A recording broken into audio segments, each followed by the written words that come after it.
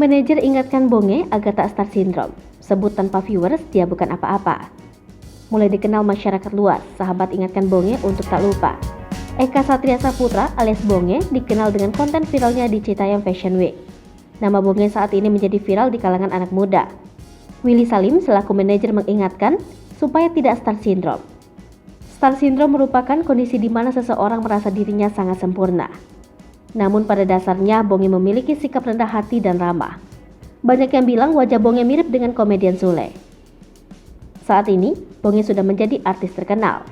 Bonge mengaku ingin terjun ke dunia entertainment dalam bidang komedi dan musik.